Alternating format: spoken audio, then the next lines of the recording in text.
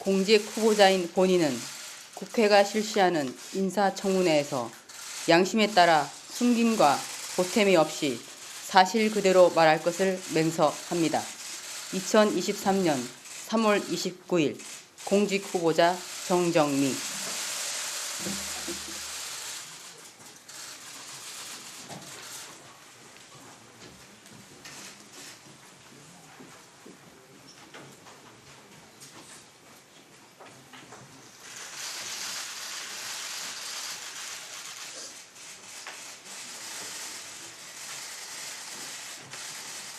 의정활동으로 바쁘신 와중에도 귀중한 시간을 들여 방대한 자료를 검토하여 주시고 오늘 청문회를 준비해 주신 위원장님과 위원님들께 깊은 존경과 감사의 말씀을 드립니다. 저의 부모님은 경상남도 하동 출신이고 부모님은 하동을 떠나 부산으로 이주하면서 저를 낳으셨습니다. 저는 2남 3녀의 셋째이자 둘째 딸입니다. 부모님은 빈손으로 하동에서 나와 부산에 정착하여 고생을 많이 하셨습니다. 부모님은 제가 중학교 2학년이던 해에 파산하다시피 하셨고 생계를 위해 부산 남포동 골목에서 노점상으로 꽃장사를 시작하셨습니다.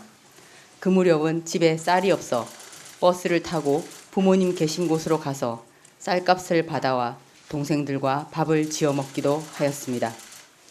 부모님은 비가 오나 눈이 오나 1년 365일 단 하루도 쉬지 않고 장사를 하셨습니다. 5남매를 먹이고 키우기도 버거웠는데 어려운 살림 속에서도 저를 서울로 대학을 보내주셨고 하숙비와 학비를 주셨습니다. 저는 부모님의 고생에 보답하기 위해 열심히 공부하였습니다. 지금의 저는 부모님의 헌신과 애정, 열정 덕분이라고 생각합니다. 부모님은 가난했지만 성실하며 정직하며 명예를 소중히 여기는 분들이었습니다. 독실한 불교 신자였던 어머니는 저에게 만인을 구하는 부처님이 되소서라고 하시며 항상 사람을 구하는 마음을 품고 살라고 가르치셨습니다.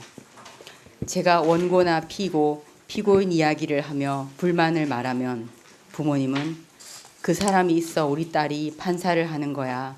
누구든지 가엾게 여기고 도와주어라고 하셨습니다.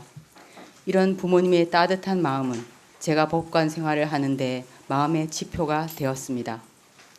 저는 1996년 인천지방법원 부천지원에 판사로 처음 임관하였고 그 다음 해에 당시 사법연수원생이던 김병식 판사와 결혼하여 딸 셋을 두었습니다. 남편인 김병식 판사는 겉으로는 조용하고 말이 없지만 굳센 의지와 선비 정신을 가진 사람으로 제가 법관 생활을 하는 동안 때때로 길이 헷갈릴 때마다 대쪽 같은 이정표가 되어 주었습니다. 김병식 판사는 1999년 서울지방법원에 예비판사로 임관하였는데 저와는 임관일자가 3년이 차이가 나서 법관 경향교류 원칙에 따르면 평생 동안 주말 부부를 해야 하는 걱정이 있었습니다. 저희 부부는 가족이 함께 살기 위해서 대전에서 계속 근무하기로 마음을 먹었습니다. 남편에게는 홀로 대신 어머니를 부양할 책임이 있었고 저 역시 부모님과 가까이 살고 싶기도 하였습니다. 대전 충남 지역에서 근무하는 동안 저는 함께 근무한 선배, 동료, 후배 판사로부터 한량없는 가르침을 받았고 함께 근무한 직원들로부터는 진심 어린 친절과 배려를 받았습니다. 법정에 온 재판 당사자들은 흠이 많은 저에게 판사님, 판사님 하면서 저를 믿고 따라 주었습니다. 그분들이 때때로 저에게 보여준 신뢰는 제가 법관으로서 보람을 느끼고 일하는 데 커다란 힘이 되었고 스스로의 부족함에 좌절할 때는 다시 법정으로 갈 수 있는 힘을 주었습니다. 저는 적어도 제가 받은 만큼은 성실과 책임, 친절과 배려를 하고자 하였으나 마음만큼 잘하지는 못했다고 생각하며 죄송한 마음입니다. 제가 법관으로 근무한 기간은 총 27년 정도이고 그 기간 동안 각종 재판 업무와 교육 업무, 행정사무 등을 처리하였습니다. 저는 법정에서 이청득심을 좌우명으로 삼았습니다. 이청득심은 귀 기울여 경청함으로써 사람의 마음을 얻는다는 뜻입니다.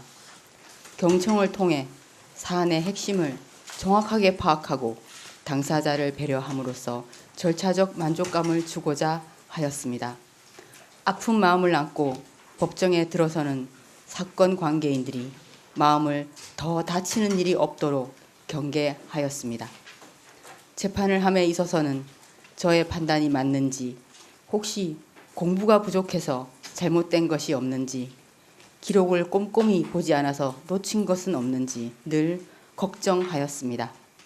저의 부족함으로 인해 무고하게 처벌받는 피고인이 없어야 하기에 최종 선고를 하는 순간까지 돌이켜 생각해보고 다시 돌이켜 생각해보고 하는 번민의 시간을 보냈습니다. 하지만 결론적으로 유죄라고 판단한 때에는 피고인이 저지른 잘못과 그 결과의 중대성에 상응하는 엄정한 양형을 하려고 노력하였습니다. 그러나 막상 판결을 선고하고 나서도 밤에 그 사건이 거듭 떠올라 혹시 잘못 판단한 것은 아닐까? 너무 무거운 형을 선고한 것은 아닐까? 법정 구속을 한 것이 잘못이 아닐까 하는 번민과 마음의 괴로움을 겪었습니다. 저는 대전 충남 지역에서 장기간 근무하면서 제가 근무함으로 인해서 어떤 피해가 있어서는 안 되겠다. 나로 인하여 내가 있는 곳이 더 좋은 곳으로 되면 좋겠다는 마음으로 일하였습니다. 그러나 법관으로서 제가 맡은 일을 한 외에는 별다른 도움을 드린 일이 없었기에 송구스럽기도 합니다. 이처럼 여러모로 부족한 제가 헌법재판소의 재판관 후보자로 이 자리에 설 수 있게 된 것은 저에게는 너무나 큰 영광입니다. 그러나 한편으로는 헌법재판소의 재판관으로서의 막중한 책무를 생각할 때 두려움과 무거운 책임감을 동시에 느낍니다. 이 자리는 헌법재판관 후보자로 지명된 제가 국민의 대표이신 위원님들로부터 자질과 능력을 검증받는 자리입니다. 국민의 대표이신 위원님들께서 하시는 말씀이 국민께서 주시는 한마디 한마디라고 생각하고 진솔하고 겸허한 자세로 모든 말씀을 듣고 답변에 임할 것을 약속드립니다. 존경하는 위원장님, 위원님, 헌법재판관은 법률과 사회, 경제, 문화에 대한 풍부한 식견과 통찰력을 바탕으로 균형 있는 판단을 내려 갈등 상황에서 우리 사회가 앞으로 나아갈 방향을 제시하며 국민의 기본권을 수호하는 중책이라고 생각합니다. 저는 부족한 점이 많지만 27년간 재판의 생생한 현장에서 단련한 사회, 경제, 문화에 대한 지식과 경험, 제가 가진 소통과 공감 능력은 헌법재판관으로서 실효적이고 현실적인 판단을 하는 데 도움이 되리라고 생각합니다.